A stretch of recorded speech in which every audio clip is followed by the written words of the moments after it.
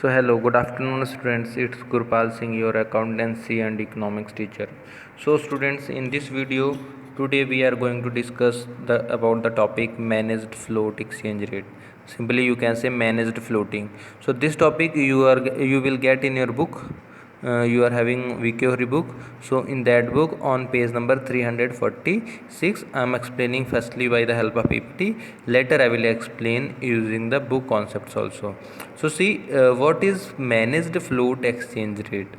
So this is where the currency is broadly managed by the forces of demand and supply, but the government take action to influence the rate of change in exchange rate. देखिए float managed float exchange rate क्या होता है बेटा, एक ऐसा system है जहाँ पे करेंसी को मार्केट की डिमांड और सप्लाई की फोर्सेस पे मेज़र करा जाता है, बट उस रेट को जो एक्सचेंज रेट है डिमांड एंड सप्लाई के बेस पे उसको एक्शन कौन लेती है, that takes by the government to influence the rate of exchange. Okay, उम्मीद करता हूँ आपको समझ में आ गया होगा। Now moving further the second PPT.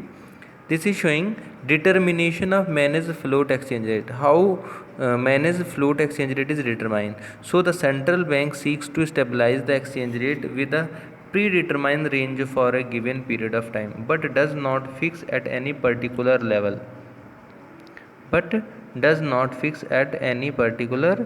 level. क्या मीनिंग आ रहा है इसका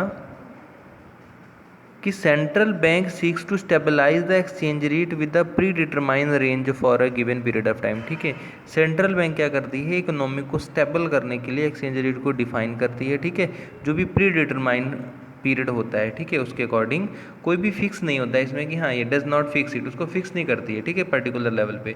this allows for policy maker the benefit of planning with some degree of certainty for the macroeconomic affair of a country. ठीक है, लार्ज स्केल पे business होता है, हर इकोनॉमिक एक्टिविटी हो रही है।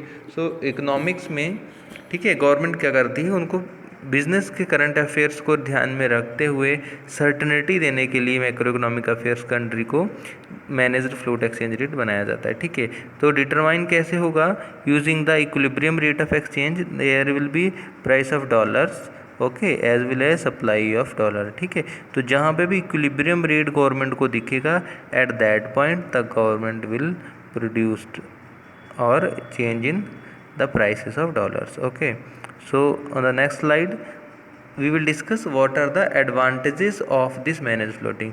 So the first advantage is managed float attempt to combine the advantages of both fixed and flexible exchange rate system. ठीक है, dependent on the degree of instability कि manage float exchange क्या करता है, कोशिश करता है कि जो फिक्स्ड एक्सचेंज रेट है और फ्लोटिंग दोनों को जोड़ने की। ठीक है, जिससे क्या हो कि एक दूसरे के आत्मनिर्भरता की श्रेणी बनी रहे। ठीक है, after that the less instability the less intervention is necessary by the central bank and they can pursue quasi independent domestic monetary policy to stabilise their own economies. Okay, so now from the book I am going to explain. So here you can see managed floating is a tool, beta what it is a tool by the central bank to restore the value of currency with the desired limit even when the exchange rate is determined by the demand and supply forces. ठीक है, same चीज़ जो हम लोगों ने भी discuss करी है वही यहाँ पे भी बता रहा है। अब आगे बात करते हैं, नेक्स्ट टॉपिक पे बढ़ते हैं, that is what components of demand for foreign exchange. So there are several components why foreign exchange is demanded. आपको या तो इस तरह समझ लीजिए कि कहाँ कहाँ डिमांड फॉरेन एक्सचेंज करेंसी की डिमांड आती है, या फिर ऐसे भी कह सकते हैं कि क्यों फॉरेन एक्सचेंज की डिमांड आती है। तो first of all foreign currency is required बेटा for the repayment of international loan.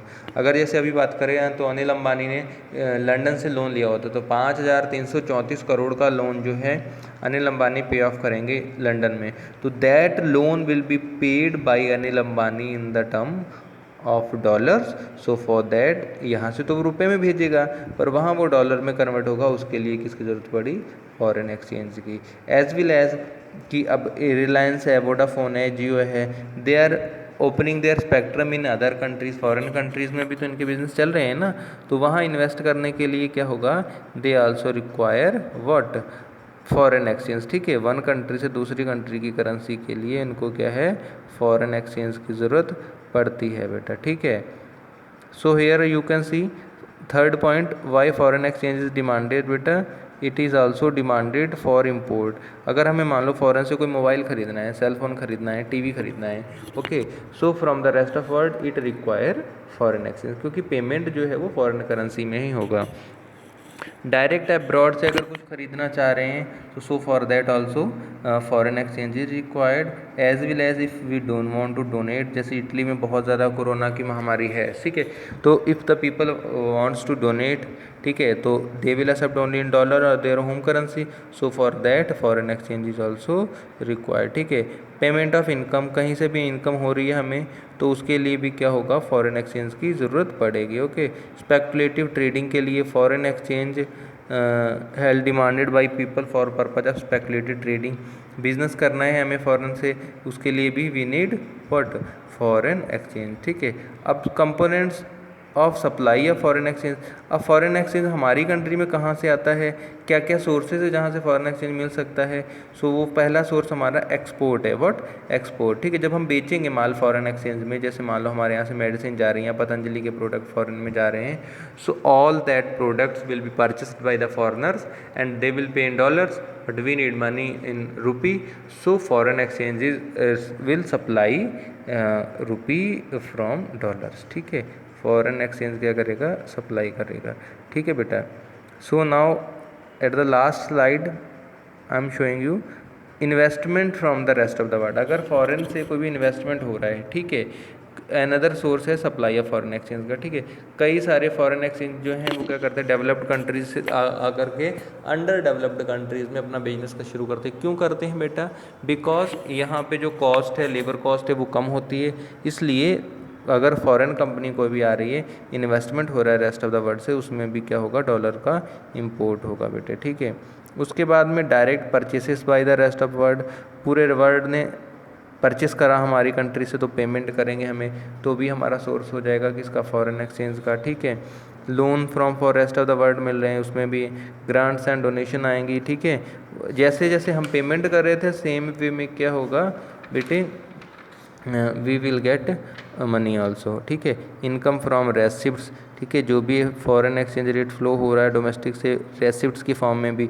उसके बाद में रेमिटेंसेस बाय नॉन रेसिडेंट्स, ठीक है, कि जितने भी एनआरआई लोग नहीं हैं हमारी कंट्री में, सॉरी फॉरेनर्स हैं, they will also purchase something और indeed significant component of supply, for that they need foreign exchange, okay.